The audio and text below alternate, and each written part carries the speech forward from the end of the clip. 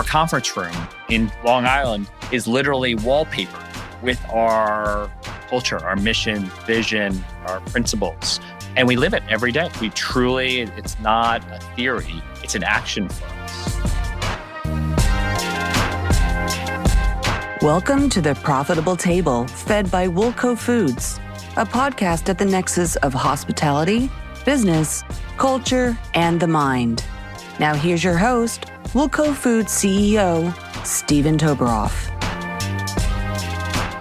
Hello, everyone, and welcome to another episode of The Profitable Table, fed by Woolco Foods. I am your host, Stephen Toberoff, and I'm very much looking forward to my conversation today because it's going to involve a discussion on a number of subjects that I'm very much interested in, and an opportunity to have that discussion with somebody who is an expert, to say the least. So, without further ado, I want to introduce my guest. It is Adam Michaels. Adam is the chairman and CEO of Mama's Creations, a leading marketer and manufacturer of fresh deli-prepared foods found in over 8,400 grocery, mass, club, and convenience stores nationally. Adam, thank you so much for taking the time to come in and speak with me today. Absolutely. Thank you so much for having us. So much I want to get into with you, but as a beginning, I would love to start, if you could just give me a little bit about your background, how it was you came to go into business and business in the food service space, and ultimately what led you to Mama's Creations. Yeah, absolutely. So I'm super lucky. I found my passion early in my career. Going all the way back, I grew up Jersey boy, grew up in Jersey, went to high school in New York, school in Philly, went to work at, actually, I'm sure everyone knows it now, Capital One Financial. What's in your wallet? But this was many years before What's in Your Wallet. So I don't think anyone had heard of Capital One at the time. We got the cliche, we all fit into the cafeteria type. But spent, I guess, about 6 years there, a couple of years in DC in their corporate offices, a few years in Europe. Had a great opportunity to live abroad with Capital One, lived in London for a couple of years, actually had an opportunity to live in Paris for about a year, and then back to DC, actually Richmond, Virginia. Went back to business school in New York, and that's where it started for me. So literally the opportunity to intern at Booz Allen Hamilton, a management consulting firm. My summer internship was in the food space, actually for an ingredient provider. And from that moment on, I have not left the space. So it's been a little bit of time. Spent about 7 years or so with Booz Allen, all in food and beverage. PepsiCo was my lead account. Probably did 25 projects for them all over the world. Spent a year in Ireland, spent a year in Mexico. Went to Russia for the day for some work, Middle East, Asia, fell in love. So upfront ingredient providers I worked with, manufacturers I worked with, retailers that sold food and beverage products. So the entire value chain. Got lucky. A friend of mine was friends with actually the president of North America at Mondelez, Nabisco. And he gave me a call, Mark Klaus, who's actually now the CEO of Campbell's. He was my boss. He brought me in.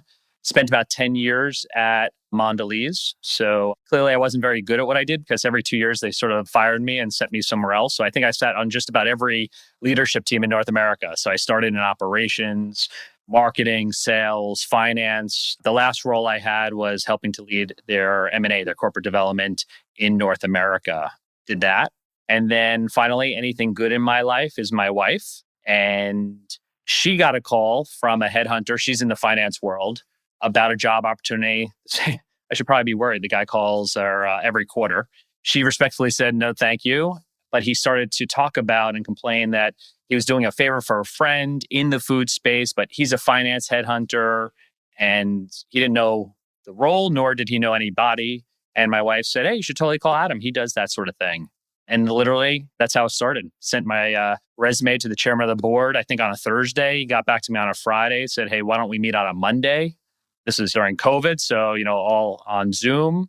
And I wasn't looking. I was loving life at Mondelez. I was so lucky. They gave me so many opportunities.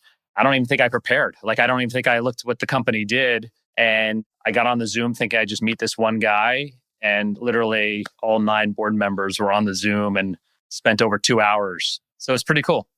There's a lot in your story that I want to circle back on later that I didn't know from doing my research, which is really fascinating. So I'm looking forward to that. But Can you tell us a little bit now about Mama's Creations? I know you came in, what year was it, 22? Yeah, September 22. It's been 2 years. It's our 2 year. You didn't even wish me a happy anniversary. It's my 2 year anniversary. Happy anniversary. Thank you. So give us some insight into what Mama's Creations is, what they do, sort of how they're positioned, and a little bit more of a granular perspective on it's them. Awesome.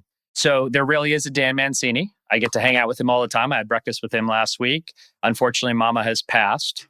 So Dan started the company. It started as this authentic Italian heritage meatball company, pretty much Northeast meatball company.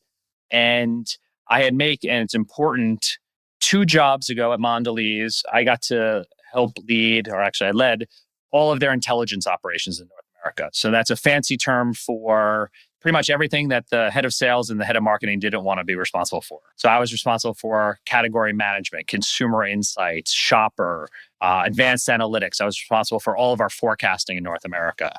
And the reason that was probably the single most important job I've ever had that shaped how I see the world, how I imagine, where I want to be. And my job, my only job for 2 years, 3 years, was to tell the CEO and the leadership team what my 330 million friends in America were thinking at the time.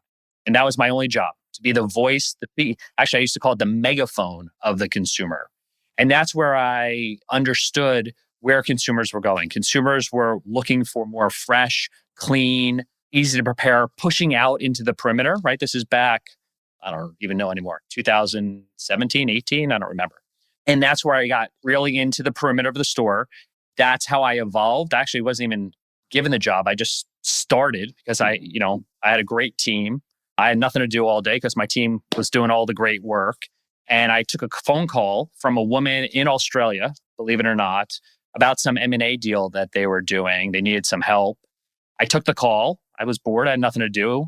And literally 3 years later, and you see, if you look at the stuff that I did for Mondelez, everything was in the perimeter. So I bought a company called Perfect Snacks, Perfect Bar. It's a refrigerated nutrition bar in the dairy set. We bought a company called Give and Go in the in-store bakery. So the whole idea is to push into the perimeter. When I came in for the Mama's Creations, which was actually Mama Mancini's when I started, I found, and if you look at, I made 6 acquisitions for Mondelez. They were all strong founder. Bill and Lee Keith at Perfect Snacks, Jason Karp and Jordan Brown at Hue. These are all founder-led. You literally see their faces in the back of every package. So I got this great opportunity. I met this guy, Dan Mancini. His face was literally in the back. It's in the perimeter of the store, right? It's in the deli set. I'm like, I was born to do this job. So it was awesome. So Mama Mancini started, I told you, this authentic Italian heritage. I bought a company called Give and Go, which is a in-store bakery. I don't know if you've heard of 2-Bite Brownies. They started, Joel Flatt, an amazing founder and CEO, started as a brownie company. And they had great quality and great service. And a buyer one day said, "Hey, do you make cookies?" And they're like, "Sure." And then the next year they said, "Hey, can you make cupcakes for us?" "Oh, sure." "Hey, can you make croissants?" I remember I was there, we were learning how to make laminated dough. And this idea of being the one-stop shop in the bakery, I think we were $400 million of revenue when I started, when we acquired Give and Go. Now it's, I think, over 700 million. The idea of this one-stop shop, Joel taught me a lot. I give him a lot of credit. Taught me about private label, taught me about, it's not just the end consumer that's important, but how do you make the buyer, the customer's job easier, the buyer? And I said, this worked really well for Give and Go in the bakery. I could do this in the deli. And it was like, I remember Back to the Future and Biff. And the reason why Biff knew everything is because he had the almanac. I truly believe I'm cheating. I know it's going to happen because the bakery is 5 years ahead. So this idea of a one-stop shop, open the aperture. I shared with the board during the interviewing process. I'm not interested in running a meatball company. I'm not interested in growing 2% a year. I want to build $1 billion one-stop shop deli solution. And it's totally cool if that's not what you guys want. I enjoyed our conversations, but I'm going to be building this company. So they agreed, made sense to them. We changed the name of the company from Mama Mancini's to Mama's Creations. And now 2 years later, and maybe it's gone too quickly, but 2 years later, meatballs aren't even our biggest item anymore. Actually, 43% of all of our sales are west of the Ohio River. So yeah, it's been pretty cool. As I'm listening to you, Adam, what I find to be so impressive and fascinating is I don't think I've ever interviewed somebody that has such a combination of the academic background, but you really have worked in every meaningful capacity of the food service space. You were talking about being in operations. So tell me a little bit about how your overall knowledge, do you find it that your expertise in operations or your expertise in the role that you were describing before about sort of the intelligence gathering, how does that spill over into being the CEO? In other words, do all of these things contribute in ways that you're very conscious of, or do you just now, it's almost like just a natural thing where you've got all this knowledge and you go? My wife and two boys would disagree with you and say I'm not that smart. I think I'm crazy passionate. I love what I do. It is a gift. If you promise not to tell anyone, I do this job for free. Just don't tell the board. And I like asking questions and I like listening and learning. I walk the line 12 times a day.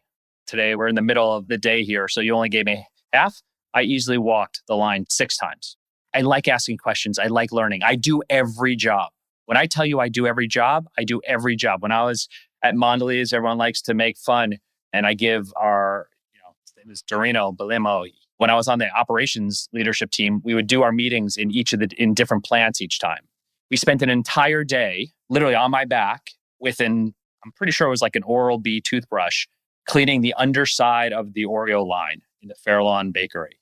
When I tell you I've done every job, I've done every job. Route rides, working the line, distribution centers, you name it, I've done it. Not because I want to tell you I've done it, because I have empathy. How can I possibly tell my team give them ideas if I haven't done that job before? It's hot when you're on the grill line, right? You really have to understand it. So for me, it's where my passion lies. I love doing these things. I love working as a team to uncover things. Am I an expert at anything? No, I don't think so. But I think hopefully I ask good questions of a great team. I've spent the past 2 years building an amazing team. Brought in Lauren Sella as our chief marketing officer, Anthony Gruber as our chief financial officer. Just last month, we brought in Skip Tappan, our chief operating officer. The whole idea, and I learned this from my years at Mondelez in different capacities. The reason why I was able to do the M&A job was because I had an amazing intelligence team that I didn't have to do anything. That's what I like to do. That's where build a great team and ask thoughtful questions.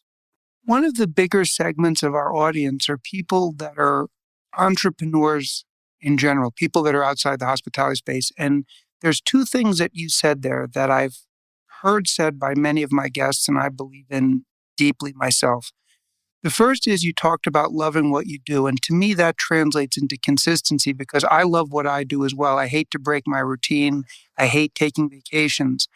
And I don't think there's any sort of behavior or force that's available than the cumulative effect of consistency. And it's much easier. The second thing you mentioned, and then you mentioned several after, which I want to have a follow-up question on, is the passion, the enthusiasm. I'm a big believer, and I know you are as well. Everybody in the positions of authority that you are has to be of the intellect. But for people that have that consistency, the expertise, and they get the passion behind it, incredibly formidable. What I want to ask a follow-up question on, Adam, is you talked about your team. If you were advising or giving suggestions to people on how to be an effective CEO, how to be an effective leader, what would you say some of the most important tools or skills or behaviors they need to model to achieve that objective? I will not tell you I'm a great CEO. I am learning every single day. I think the things that have served me well, and I'm not going to say it serves others well, but serves me well is, again, I like to listen. I had a great coach, actually, named Bo at Mondelez. I give credit to Mondelez for getting me a coach many years ago. I'm actually bringing him back now to help me. I asked the board to bring him back to help me. And he was incredible on teaching me a whole bunch of things on how I'm perceived as a leader. I'm pretty eccentric. You see I'm always wearing purple. I'm always wearing actually mulberry. Mama's Creations is mulberry, a mix of the traditional, the red that was Mama Mancini's before with a little bit of purple in there.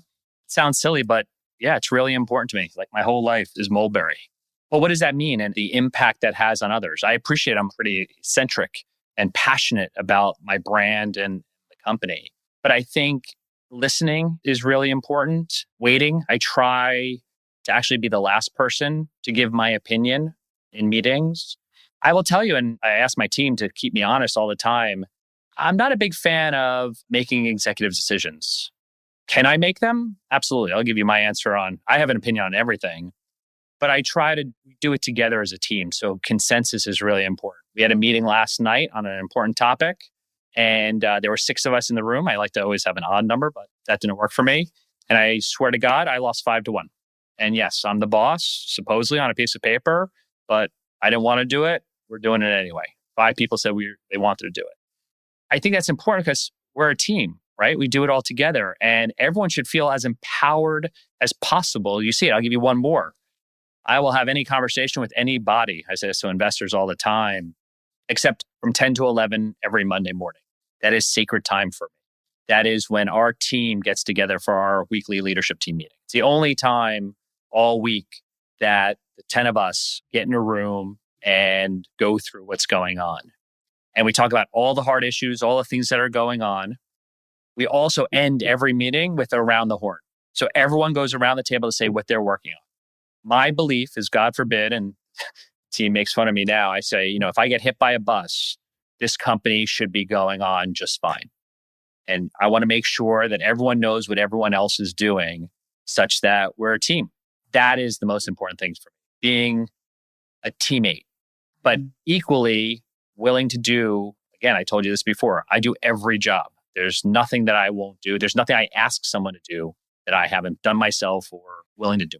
So much you said there that I agree with and that I've actually explored in other podcasts. And 2 things that you said that I would like to really key in on and just follow up on is, one, the fact that in your decision making, you're really involving in an incredibly meaningful way your team.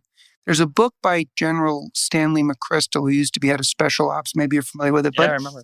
One of the concepts that he talks about is that unless he really disagrees with his team, he's always inclined to defer to them because, in addition to the respect and the appreciation he has for them, when people are the ones making the decision, they bring to it a level of Huge. ownership. Love it.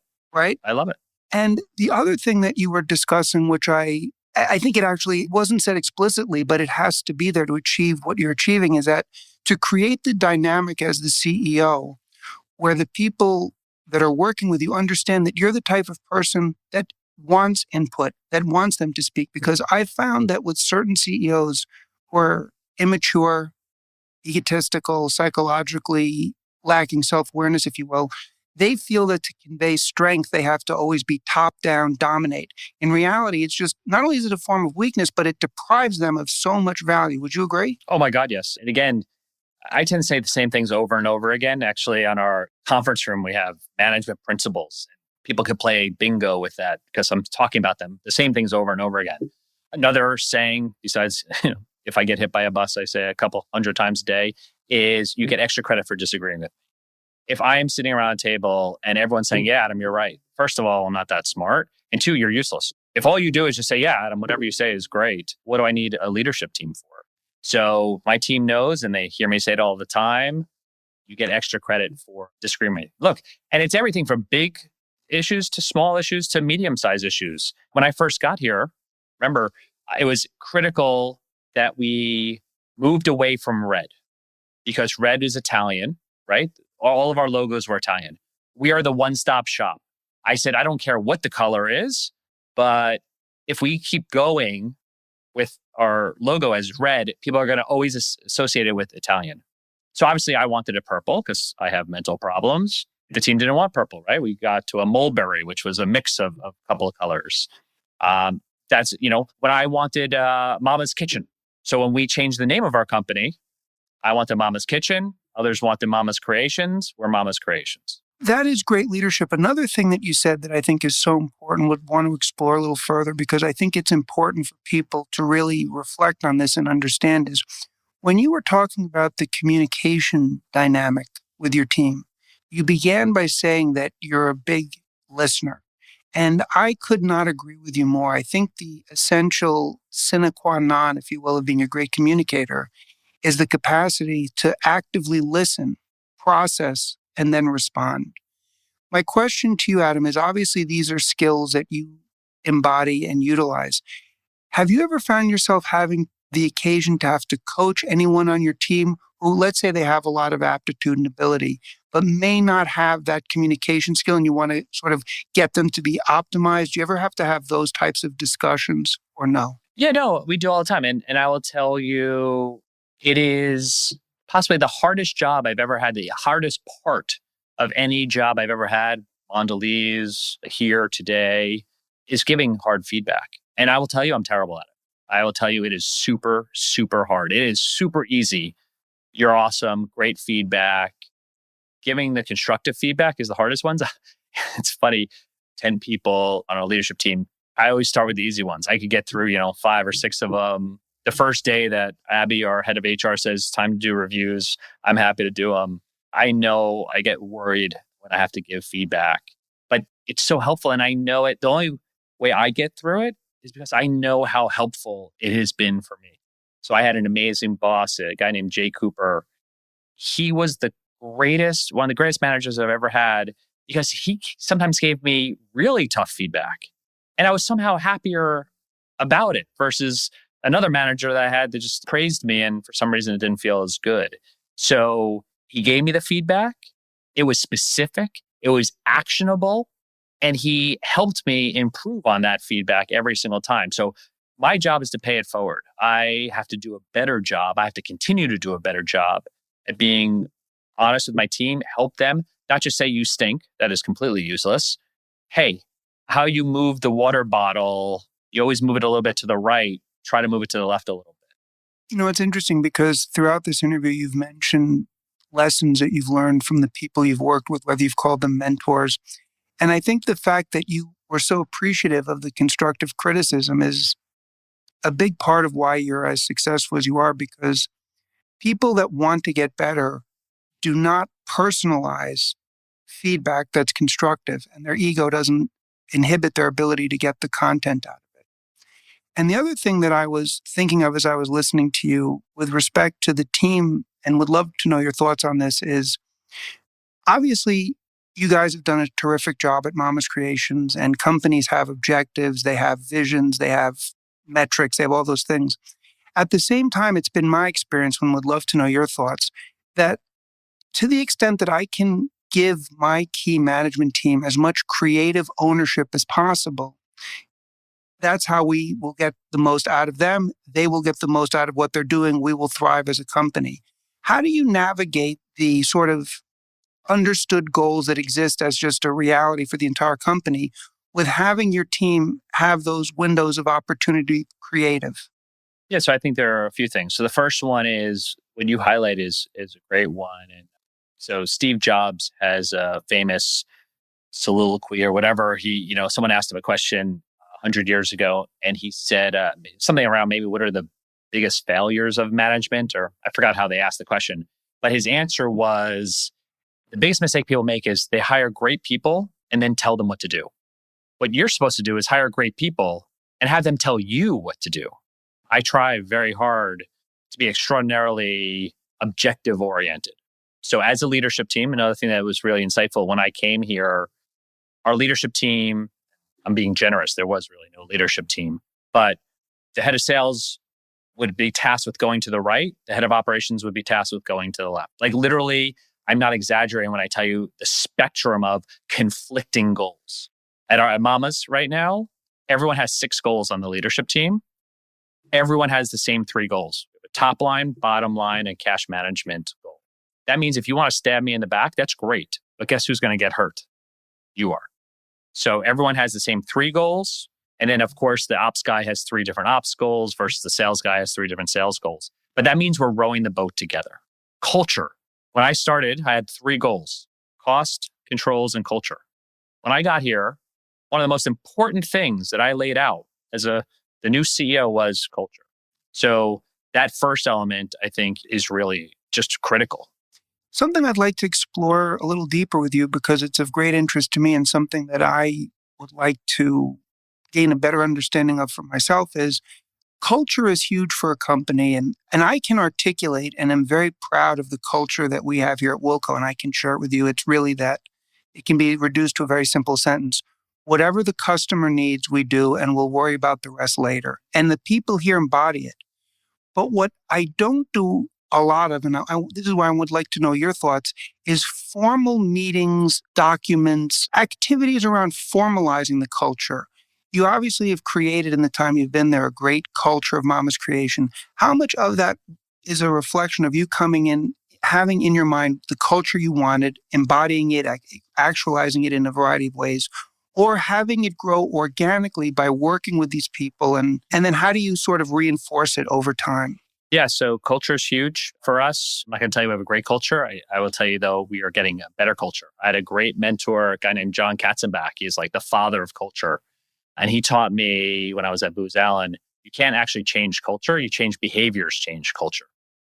And we were really clear about our vision, and it's all about grandma quality. We're not going to be, I don't want to be the biggest deli player out there. I don't want to be the cheapest. I don't want to have the largest. I want to be best quality, grandma quality, not great quality, grandma quality. So that was like the core of our culture. I give credit actually to Abby, who runs our HR, and Lauren, who's our CMO. They came together. We created the mission vision. And again, it's not theory. We created an employee handbook, really the first ever employee handbook. We created, my favorite thing we do every quarter is we do love awards, living our values every day. Okay. And we give out quarterly love awards. We just gave them out last week. So we reinforce them. It's not just theory. We reinforce them. You go to our office, you're always welcome. Our conference room in Long Island is literally wallpapered with our culture, our mission, vision, our principles. And we live it every day. We truly, it's not a theory, it's an action for us. And when we make decisions on, hey, should we go a little cheap on the beef? Hey, should we get the crappy onions? Hey, should we be? No, grandma quality. Everything we do, I am proudest of, we're getting better and better. That means investing more and more.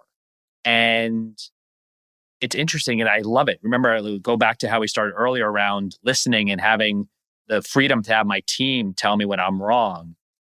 Things happen where, again, theory is easy.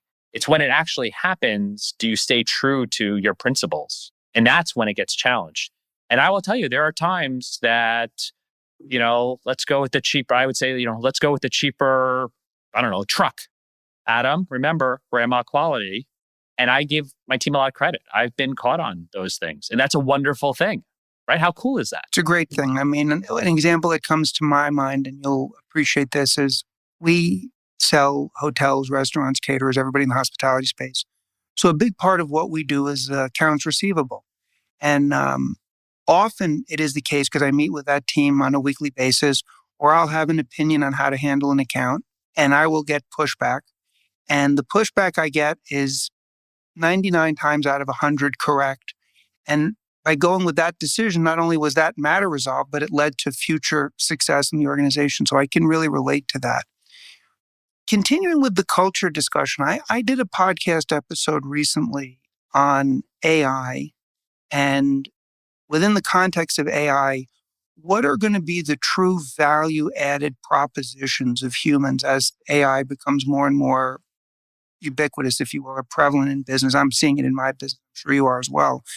And I'm thinking that those people that are really great at communication, collaboration, working together, being upbeat, are going to be extraordinarily valuable, and that those are the skills to cultivate. My question, Adam, is within your organization and as part of your culture, perhaps, or as a separate thing, how do you facilitate and encourage cooperation and collaboration amongst your management team and everyone else? Because you and I know in business, you have personalities, you have people. It's not always easy to get them to work together seamlessly. Yeah, again, I'm not going to tell you I have the perfect solution for us. So we have about 300 employees today. Let's call it 50 management employees. So another thing that I do, remember, it's all about culture. This didn't happen before I got here. So I have pretty much monthly management team meetings. So obviously I meet with my leadership team every week. There's about 50 people, and I'm being extraordinarily generous. I'm telling you, like, line supervisors count as management. Every month, at least, definitely more than every quarter, because the day after earnings, unfortunately or unfortunately, we're a publicly traded company. So we usually have earnings on Tuesday nights. Wednesday morning, the first thing is management town hall. And we share everything. It's all about sharing. It's all about, again, just like I do with my leadership team. I want everybody to know everything because we're all pulling the wagon together. It's also an opportunity that, again, we're still 50 people. Everyone sort of knows each other. Does it work out perfectly all the time? Absolutely not even close. But I feel that we're together enough, talking enough, recognizing that we're all pulling the wagon enough. It's all about aligning goals, aligning bonuses, incentives. If you do it all together, you get great results. If you do stuff that is actually contradictory, right? If you create sales goals that are all about top line and you don't take into account the fact that, well, they have to be profitable, right? So you got to worry about gross margin too. That's when you fault. I have an amazing woman. She is destroying, she is killing it on logistics. Her name's Rebecca. Since we've been together, so it's been 2 years now, we have cut logistics by 50%, 50. Amazing. And so she's doing this incredible job and she has her goals. And we've had conversations around, there's sometimes we have to do things that actually logistics costs are higher and we have to meet customer needs. We'll have to go a little faster. We'll have to send a truck less than full truckload, like LTL. So it's really cool. And she is mature enough to understand. She's actually said it, Adam, like, I know this is not great for my personal bonus, but I know it's important for everybody. So it's pretty cool that it's reinforcing. We have to remember it.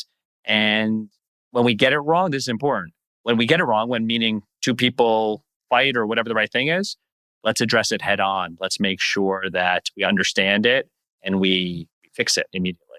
That's excellent information. So as I'm listening to you, it brings up another question I want to ask you and I say this because I'm really trying to extract value for myself and the audience from our conversation, which I am. You're a very evolved person and an expansive thinker. And I'm wondering, outside of work and what you're doing, are there any activities that you do outside, things that you're reading, habits or practices that enable you to be an effective CEO, an effective communicator, all of these things? I know that I have certain things outside of work, and I'm just curious about if you have the same and what they would be. So I don't know if my wife would agree with me or not, but so I'm really lucky. So I was elected to be a councilman in my town. And actually, I've been elected twice, which is pretty cool. And yes, it takes up a significant amount of time. It takes away from family and takes away free time. It's possibly the coolest thing. I've been a little bit downtrodden on council. It's taken up a lot of time. And my son surprised me last night at the council meeting. He came later on and it made just everything. Like, I am selfishly doing it because I want our boys, to see and give back and service. So it's pretty special that he surprised me by coming just to some random council meeting the other night. But the reason why I think it really helps me, it strengthens. Remember, I mentioned about the empathy again. So being able to listen to our residents, right? I have 15,500 customers in this business of mine. And I think it definitely makes me a better, more empathetic CEO. The same thing, it's so funny. We're building infrastructure CapEx. We're redoing our downtown with traffic lights, dealing with construction people. And of course, I'm more, let's call it the board of directors, right? As a councilman, I'm not running day to day. But that absolutely helps me in the fact that I'm just investing millions of dollars now in my Long Island facility. We're doing CapEx there. So I think it's making me a more empathetic leader. I think it is teaching me. I'm learning a whole bunch about management, it's great. So yes, it's taking up a lot of my time, but I think actually being a city councilman makes me a better CEO and vice versa. What's fascinating, because I was going to ask you that, so I'm happy that it came up, because I think I would have a challenge with this, and I think a lot of CEOs would, and I think it's probably a testimonial or at least a key to understanding better what makes you effective CEO, that you're able to go from the position of being the CEO and chairman of the board to being part of a collaborative team and navigating that successfully, where even though within the context of business, you can structure things, you have this great team, but ultimately you're the CEO. In the other context, that's not the case. And yet you're able to navigate both. And I think it's also quite fascinating that you mentioned empathy because, again, back to the emotional side of things, empathy is probably, if not the most important, one of the most important emotions to really be in touch with in business. Because as you say, it's all about the customers, the team, and all of that. If you were to offer some guidance or some suggestions, rather, to someone who's an entrepreneur thinking of starting a business, passionate, what are some core things that you would advise them to really focus on at the beginning to reduce the probability of issues and increase the probability of success? I think there are a few things that I have learned along the way, and I've been so lucky, sincerely, and I appreciate it. My wife, another thing that we do as a family is we do 3 good things at dinner at night. So we go around the table, 3 good things, and then one thing that someone did nice for you. And it's all about our boys. Hopefully it makes them appreciate how lucky they are and the great things that are happening. I think it's the first thing and most important is you just have to love what you're doing, right? I am so thankful. I love every single day. Is it hard? Yeah. Is it the hardest job I've had? By a lot, but I love it. So the number one thing I'd say is you can't fake it. This job is too hard to not love what you're doing. If you are not 110% invested, you will never be successful. So that's my number one. Number one is it's being passionate and loving what you're doing.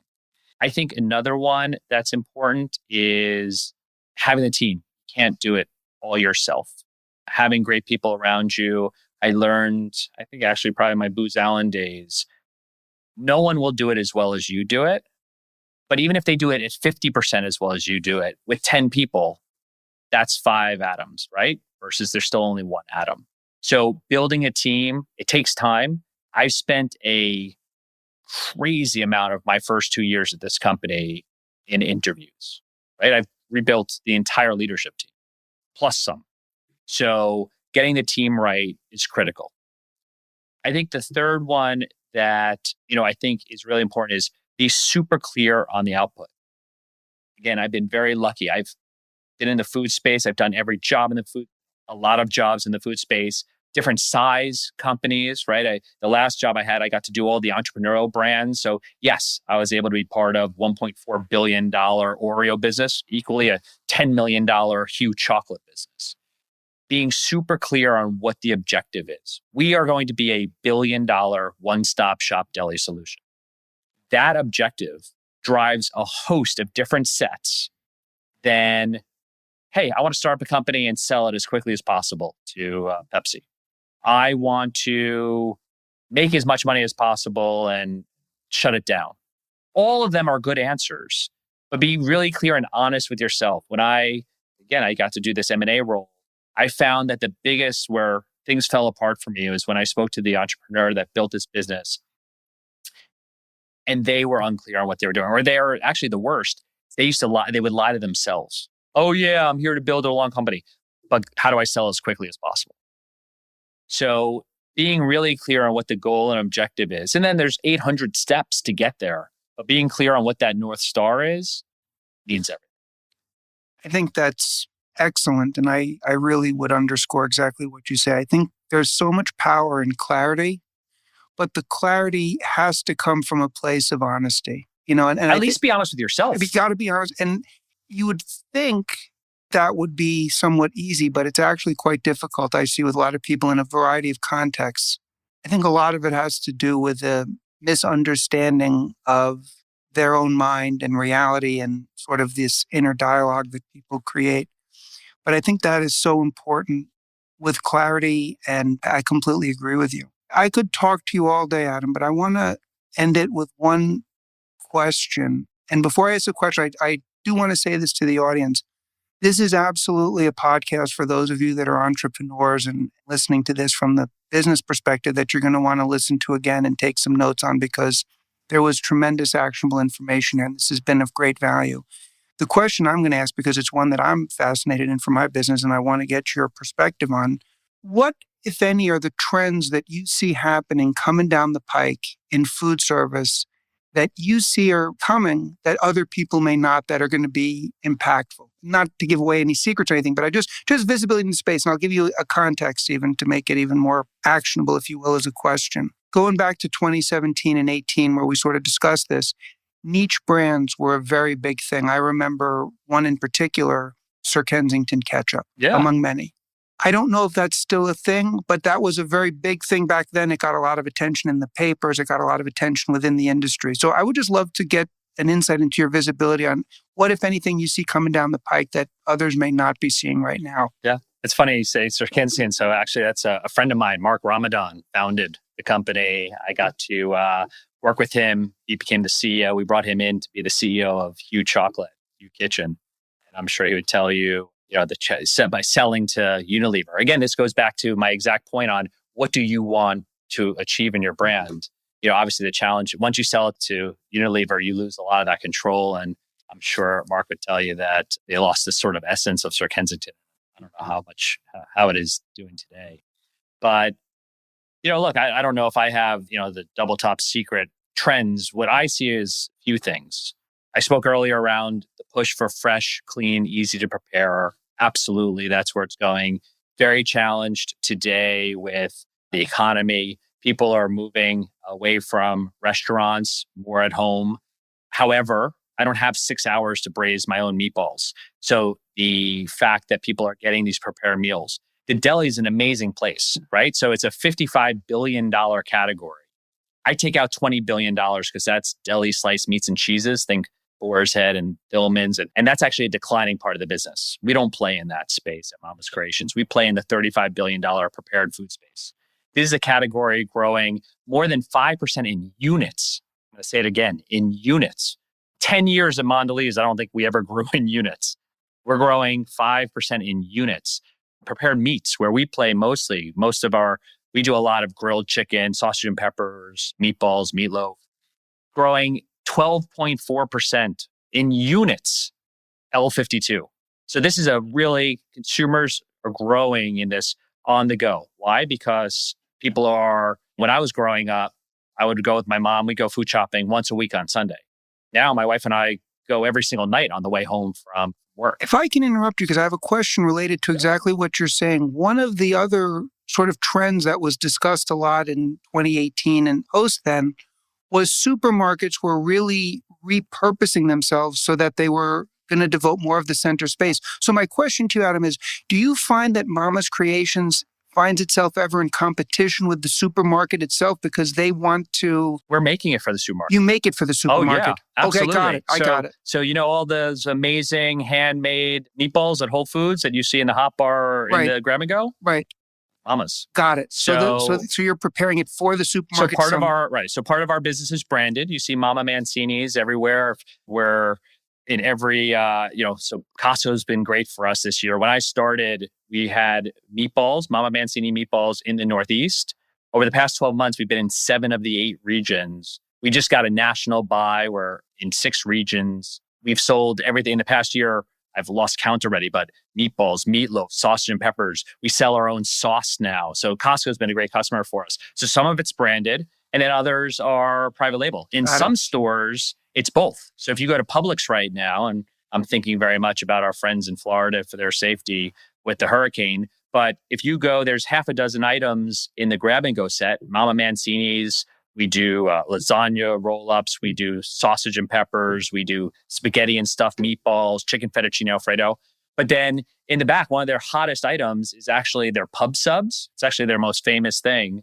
We're the exclusive maker of their meatball pub sub, but it's not named Mama Mancini's. So we want to meet the needs of our customer, being the retailer. And that means sometimes it's private label, sometimes it's branded. So going back to your point, definitely fresh, clean, easy to prepare.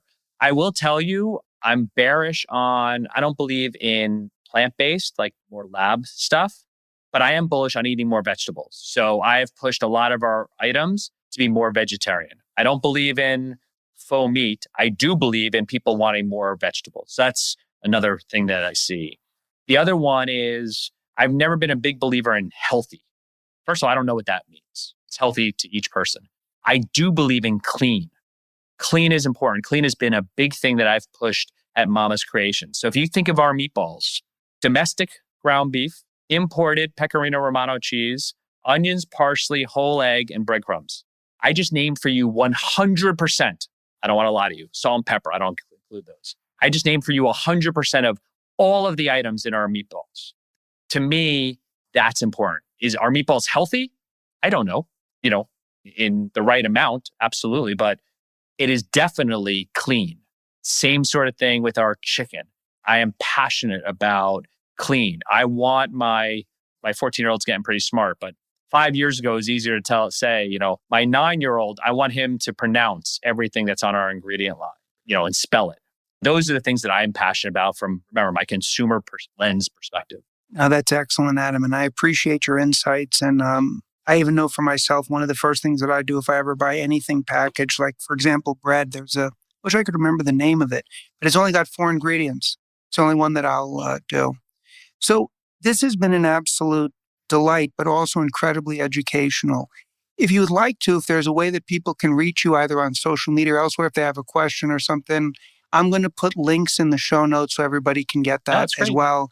And Adam, this has just been an absolute real pleasure talking to you. I've enjoyed it, and I've learned an awful lot. So I want to thank you for taking the time to come in here. Thank you for having me. I've really enjoyed it as well. Come back anytime.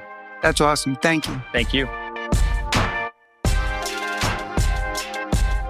Thank you for listening to The Profitable Table, fed by Woolco Foods.